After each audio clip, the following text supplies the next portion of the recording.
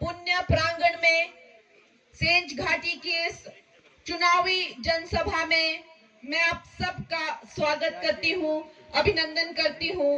और हमें जो भी आने में थोड़ा विलंब हुआ है उसके लिए भी मैं खेद चाहती हूँ। और साथ ही मैं स्वागत करती हूँ हमारे विधायक श्री सुरेंद्र शौरी जी का, जिला महामंत्री श्री बलदेव महंत जी, पूर्व जिलाध्यक्ष श्री भीमसेन शर्मा जी, अमर ठाकुर जी, जय सिंह ठाकुर जी, गोपाल शर्मा जी, श्रीमती कमलेश शर्मा जी, मंच सभी पदाधिकारी, समस्त कार्यकर्ता, जन प्रतिनिधिगण, महिला मंडल की मेरी सारी बहनें, युवक मंडल, भाइयों बहनों, बुजुर्गों एवं प्यारे बच्चों, मैं पूरे दिल से आपका स्वागत करती हूँ, अभिनंदन करती हूँ। दोस्तों, न जाने कितनी हमसे पहले कितनी हमारी पीढ़ियां हुई, कितने हमारे पूर्वज हुए। पहले तो हम लोगों के पूर्वजों ने मुगलों की प्रतंत्रता, गुलामी, पीड़ाएं और वेदना सही। फिर उसके बाद अंग्रेजों का कुशासन आया, जिसके चलते न जाने कितने साहित्यकारों ने, कितनी किताबें, कितने जो है वो लेख, कितनी फिल्में, कितने साहित्य लिखे गए हैं। क्या वेदना हमारे देश ने सही और क्या पीड़ा और क्या गुलामी की जो दर्द है, अब तक सन 47 तक हम जूझ रहे थे। लेकिन उसके बाद आजादी की उम्मीद तो आई, लेकिन वो भी क्या ही आजादी थी। कांग्रेस का जन्म हो चुका था और जैसे ही देश आजाद हुआ, हमारे देश का जो है इन लोगों ने बेड़ा गर्क कर दिया, विभाजन कर दिया, टुकड़े टुकड़े कर दिए और जिसको बोलते हैं क्लेश ही क्लेश चला गया, पूरा क्लेश हो गया। और वो क्लेश जो है उस टाइम से चला हुआ है और अब तक चला हुआ है, उसकी पीड़ा में, उसकी वेदना में और उसकी जो भी इन लोगों ने उस टाइम पे जो गंद फैलाया, उसको हम आज तक साफ कर रहे हैं। लेकिन वो साफ होते होते आज 2000 देखो हम 24 में आ गए। उस टाइम पे कश्मीर में इन लोगों ने गंद फैलाया। कश्मीर में जो है जवाहरलाल नेहरू ने वहां पे उनको कहा था कि कश्मीर को अपने हवाले कर लो, नहीं किया। 370 धारा लगा ली। इन्होंने तो आसाम भी जो है वो चाइना को दे दिया था, रेडियो पर घोषणा भी कर दी थी कि आसाम जो है हमारा बहुत करीबी दिल का टुकड़ा था, लेकिन अब इसे देना ही पड़ेगा और क्या कर सकते हैं। ऐसे ये निर्जल थे, ऐसे ये बेशर्म थे। यहाँ तक कि पाकिस्तान ने कहा कि हैदराबाद पाकिस्तान का ही एक हिस्सा है, जिसे आज तेलंगाना कहते हैं। बीच से हम एक ऐसा कॉरिडोर निकालेंगे, बीच से हमारा रोड जाएगा, भारत की जो है, भारत को चीरता हुआ पाकिस्तान का रास्ता जाएगा। और आप मानेंगे, इस पर भी जो है हमारी सरकार सोच रही थी कि ये भी हम कर सकते हैं। लेकिन उस वक्त सरदार पटेल हुए भारत के एक ऐसे सुपूत जैसे कि नरेंद्र मोदी है, उन्होंने कहा ऐसा बिल्कुल नहीं होगा। उन्होंने सारे भारत को अखंड भारत बनाया और जब वोटिंग हुई तो सबसे ज्यादा वोट जो है सरदार पटेल जी को पड़े और उनको प्रधानमंत्री बनाने वाले थे। लेकिन जब प्रधानमंत्री बने तो नेहरू चाचा बन गए। आज तक कोई नहीं जानता कि नेहरू चाचा ने ऐसा क्या किया कि वो प्रधानमंत्री बन गए। उनके पिताजी भी अंबानी धनवान थे और अंग्रेजों से उनके अच्छे रिश्ते थे। और सुभाष चंद्र बोस जी को भी गायब कर दिया गया और सावरकर जी को भी गायब कर दिया गया। न जाने जिन्होंने खून बहाया, जिन्होंने अपने जिंदा बच्चों की बलिदानी दी, सबको गायब कर दिया गया और जी खुद फोर फ्रंट पर आ गए जवाहरलाल नेहरू। क्यों? किसी को पता नहीं जिन्होंने किया क्या था। फिर उसके बाद उन्हीं की ये पीढ़ियां चलती रहती है। उनकी एक बेटी हुई, सबसे ज्यादा जिसे कह सकते हैं एक तानाशाही के अगर रिकॉर्ड बनाए हो तो इंदिरा गांधी ने बनाए हैं। उन्होंने इस देश को इमरजेंसी लगा के एक खुली जेल बना दिया था। उसके बाद उनके सुपूत हुए संजय गांधी जी, जिन्होंने लोगों को पकड़ पकड़ के नसबंदी की और उनकी जितने उन लोगों ने अपनी क्रूरता दिखाई और जिस तरह की लोगों पर उन्होंने शासन किया, लोगों को उन्होंने पीड़ित किया, वो सारी दुनिया जानती है। फिर उसके बाद राजीव गांधी आए, जिनके छोटे से कार्यकाल में कई कंट्रोवर्सी हुई और फिर उसके बाद उनकी इटालियन वाइफ आई। इटालियन वाइफ आई तो फिर तो बेड़ा गर्क होना ही था, जिसको अब एक हिंदी का एक शब्द नहीं आता और आज तक नहीं आता, और वो अब कहती है कि हम भी कुछ यहाँ पे एक्सपेरिमेंट करेंगे, हम भी कुछ यहाँ पे क्यों नहीं सरकार चला लेते हैं। एक तरह से मजाक बन के रह गया इस देश का। मैं तो कहती हूँ कि आजादी मिली, लेकिन क्या आजादी मिली, ये तो नाम की आजादी थी। आजादी तो अगर हमें सही मायनों में मिली है तो 2014 में मिली है। हमें सनातन की आजादी मिली है, विचारों की आजादी मिली है, हिंदू राष्ट्र की आजादी मिली है, और आजादी मिली है आत्मसम्मान की। दोस्तों, आज उनके एक पुत्र हैं राहुल गांधी जी, जो एक तरह से देखें तो एक कार्टून कैरेक्टर ही हैं। दुनिया कहती है कि भैया आपसे नहीं हो पाएगा, आप छोड़ दो, और छोड़ने को वो राजी ही नहीं है। हर साल उन्हें लॉन्च किया जाता है, अलग अलग वो जो है तिकड़म चलाते हैं। कभी वो कहते हैं मैं भारत को जोड़ूंगा, कभी कहते हैं मुझे भारत के लिए न्याय चाहिए। अरे भाई, तुम्हारे ही तो परिवार 60 साल तक राज कर रहा था, न्याय किससे चाहिए? कभी वो कहते हैं मैं चांद पर आलू उगाऊंगा, कभी वो मोदी जी की गोद में बैठ जाते हैं, और फिर अगर उन्हें कहा कि मत करो, लोकतंत्र का ये जो है हमारा जो लोकतंत्र का मंदिर है उसे लोकसभा कहते हैं, भाई आप यहाँ पे अपनी मोहब्बत की दुकान मत खोलो, तो वो मोदी जी को पकड़ के बैठ जाते हैं। आप सोच सकते हैं क्या इस तरह की कोई जो है कार्टून कैरेक्टर? आप सोच सकते हैं कि मैं और शौर्य भाई, हम तरह के लोग ऐसा कभी कर सकते हैं? जाके प्रधानमंत्री की गोद में बैठ गए, और फिर जब इनको बड़ी मुश्किल से छुड़ाया प्रधानमंत्री को उनसे, तो जाते जाते ऐसे आंख मार के जाते हैं। इस तरह के कार्टून कैरेक्टर हुए हैं जिन पर हम हंस तो सकते हैं, उनको किसी तरह की सहानुभूति तो दे सकते हैं, लेकिन क्या हम उन्हें अपने देश का भविष्य दे सकते हैं? क्या हम उन्हें भारत की सत्ता दे सकते हैं? या कोई मजाक है? ऐसे लगता है कि एक परिवार ने ठान ली है कि अगर भारत पर राज करेंगे तो हम ही करेंगे। क्यों? 140 करोड़ लोगों में से क्या ऐसा कोई और है ही नहीं जो इस देश पे राज कर सके, इस देश की बागडोर संभाल सके, इस देश की सत्ता संभाल सके?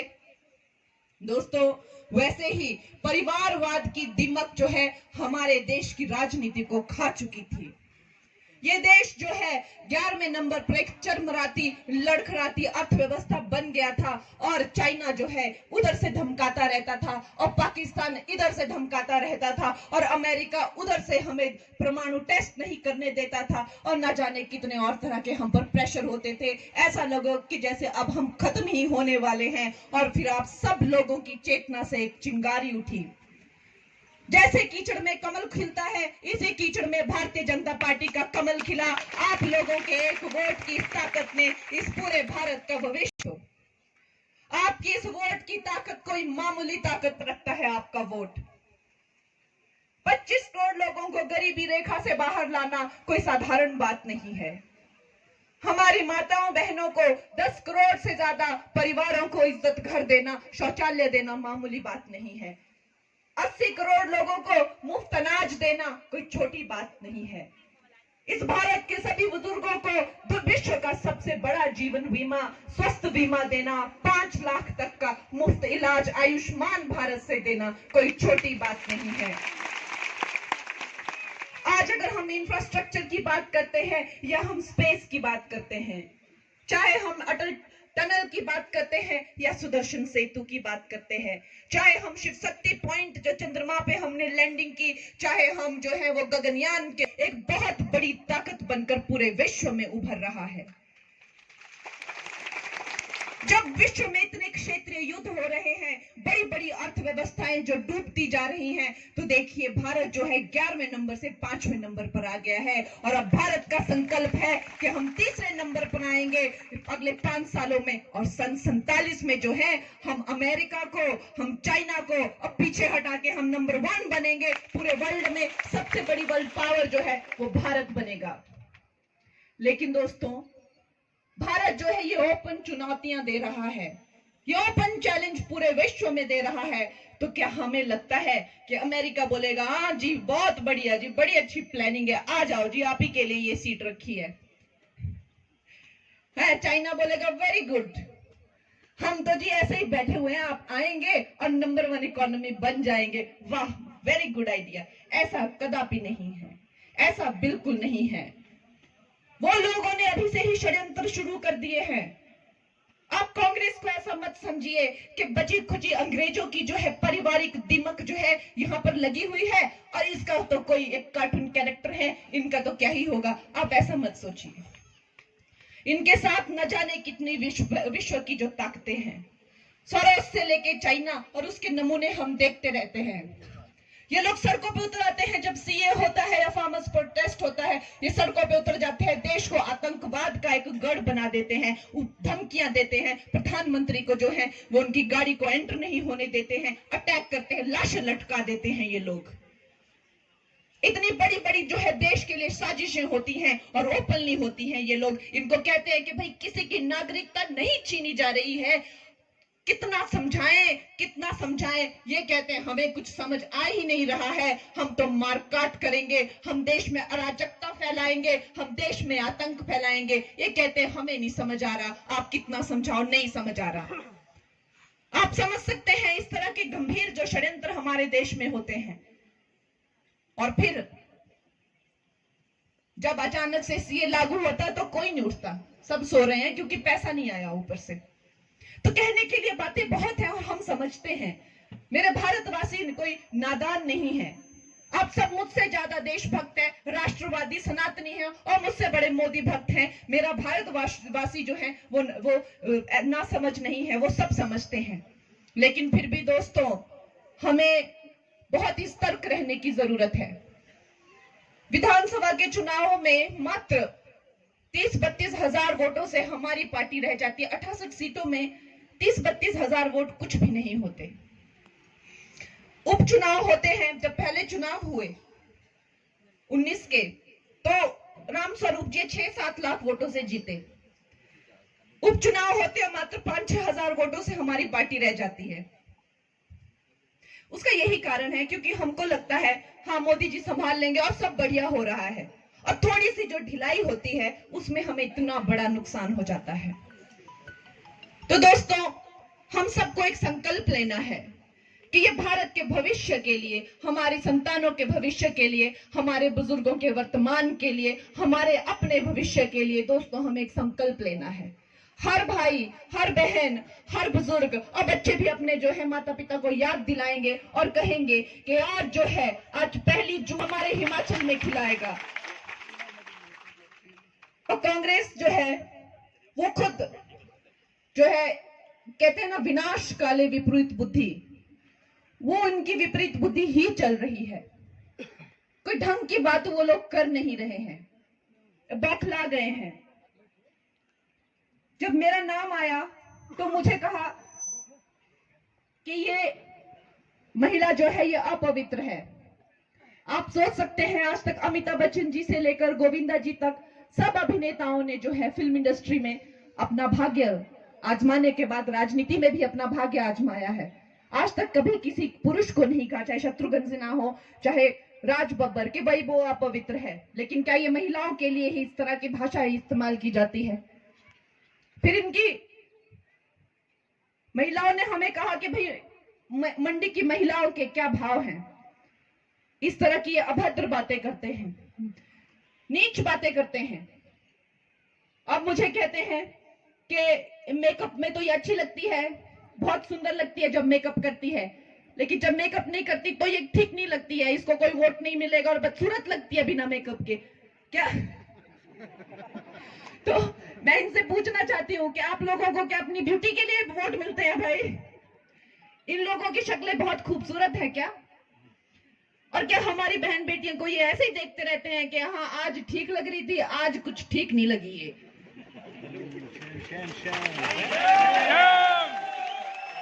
बहुत ही नीच सोच है ये, बहुत ही नीच सोच है। चाहे हमारी बेटियां चाहे डॉक्टर बने, चाहे सैनिक बने, उनको उनकी योग्यता के आधार पर जो है वो मान और सम्मान मिलना चाहिए। ये ब्यूटी, मेकअप, अच्छी लगी, आज मुझे अच्छी नहीं लगी, ये किस तरह की बातें वो कर रहे हैं बेटियों और बहनों के बारे में? मुझे तो लगता है इनकी बुद्धि ही बिल्कुल भ्रष्ट हो चुकी है और इनका जो है बिल्कुल जैसे जो एक दीमक को उठा फेंकेंगे, जैसे हम लोग स्प्रे करते हैं तो दीमक जो हमारे दरवाजों दरवाजों पे लगी होती है लकड़ी को खाने वाली, ये आज थोड़ा मेरा गला खराब है, नहीं तो वैसे तो मैं चिल्लाने चुल्लूने को तो मैं काफी हूँ, मैं अच्छा चीखती हूँ मैं तो दोस्तों हमारे यहाँ पर जो है आगे जो सरकार आएगी वो इंटरेस्ट कौन देगा इस लोन पर? तो वो तो हमारे हिमाचल का जो है ये बिल्कुल जो है ये पतन हो जाएगा अगर ये 1-2 महीना और रहेंगे। पर खैर ये जो पाप का इनका जो घड़ा है वो भर चुका है। और मेरे हिमाचल वासियों, ऐसा हमें देवताओं की ऐसी भगवान देखिए लक्ष्मी नारायण के प्रांगण में और जहां भी मेरी सभाएं होती हैं किसी न किसी देवता किसी न किसी देवी के आंचल में ही होती है। ऐसा हमारा सौभाग्य है कि हमें 1 जून को अब फिर से वोट करने का हमें मौका मिल रहा है और ना कि हम लोकसभा की सरकार जो है चुनेंगे, दिल्ली में मोदी जी प्रधानमंत्री बनाएंगे, यहाँ भी हमारा कमल का फूल खिलेगा और हमारा मुख्यमंत्री भी भारतीय जनता पार्टी का बनेगा। दोस्तों आप लोग आए, इतनी भारी मात्रा में आए, मैं निश्चय ही समझती हूँ कि आप लोग जो हैं इस पूरे जो एक उत्सव है हमारे लोकतंत्र का सबसे बड़ा उत्सव है, आप बढ़ चढ़कर इसमें भाग लेंगे और हम ऐसा कमल का फूल यहाँ खिलाएंगे कि जिसकी चर्चा जो है वो दिल्ली में होगी और बोलेंगे कि इतनी लीड मिली हिमाचल में, चारों की चारों सीटों पे ऐसी लीड मिली कि निश्चय ही हमारी जो बेटी है कंगना वो बहुत लोकप्रिय है, इसकी कोई फाइल, इसकी कोई भी जो है डिमांड हम नकार नहीं सकते, हिमाचल की जनता जो है वो बुरा मान जाएगी। ऐसा आपने अपनी बेटी का वहां पे गौरव और मान बढ़ाना है। निश्चय ही ये मेरे अच्छे कर्मों का फल है जो मुझे भगवान की कृपा से, श्री कृष्ण की कृपा से पहले तो पूरे विश्व में इतनी प्रख्याति कमाने का मुझे गौरव हुआ और अब मुझे जो है अपना जीवन काल आप लोगों की सेवा में, हिमाचल के उद्धार में और अपने लोगों के उद्धार में और उनके काम में मुझे बिताने का मौका मिलेगा। तो निश्चय ही